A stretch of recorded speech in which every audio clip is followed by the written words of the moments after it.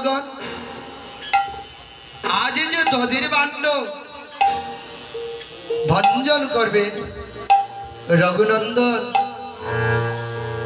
আমার রঘুনন্দন বাবাজি কোথায় আছে?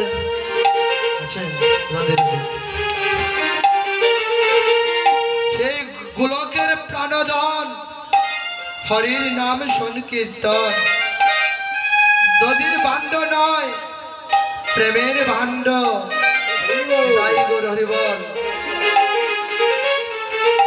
আজ নিজ হস্তে রঘুনন্দনের মস্তকে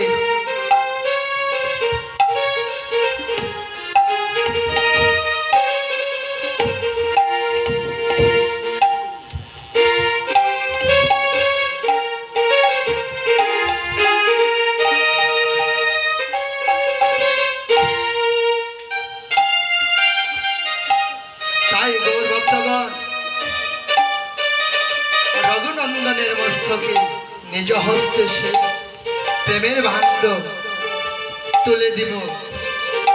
আর রঘুনন্দন বৃন্দেজিকে সপ্ত প্রদক্ষিণ করে যখন এই ভূমিতে ফেলে দিবে, ভাণ্ড বঞ্জন করবে, তখন ধরণী অর্থাৎ বসমাতা কৃতার্থ হবেন।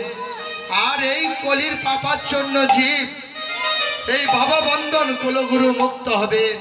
নিতাই গৌর হরি বল।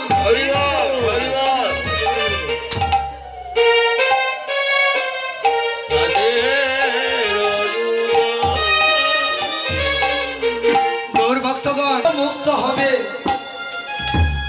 তোমাদের সাথে সাথে আমিও প্রেমময়ী রাধারানীর ঋণ থেকে মুক্ত হয়ে যাব।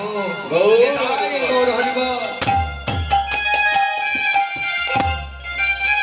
তাহলে ভগবান যিনি, তিনিও আমাদের সঙ্গে মুক্ত হয়ে যেতে চান। এই ভক্তের সঙ্গে মাগো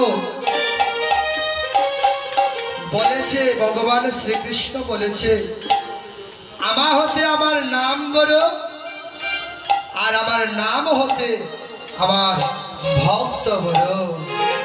নিতাই গৌর হরি বল। তাই বলেছে ভক্ত আমার মাতা পিতা, ভক্ত আমার গুরু, আর ভক্তে আমার নাম রেখেছে বাঞ্ছা কল্পতরু। নিতাই গৌর হরি বল। তাই বলেছে রাধা কৃষ্ণ এক আত্মা, রাধা কৃষ্ণ দুই দেহ এক আত্মা ধরি, অন্য অন্য বিলাসেতে প্রকট শ্রী হরি।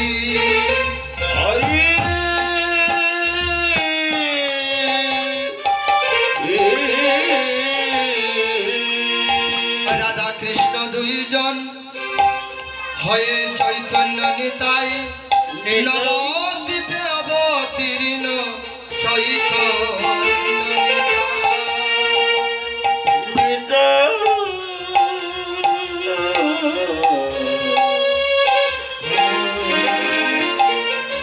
তাই গৌর ভক্তগণ, নিত্যানন্দ গলায় ধরে বলছে, দাদা। গৌরাঙ্গ প্রভু বলছে, দাদা আজ যে চাঁদের বাজার ভেঙে যাবে, আমি তা পারবো না।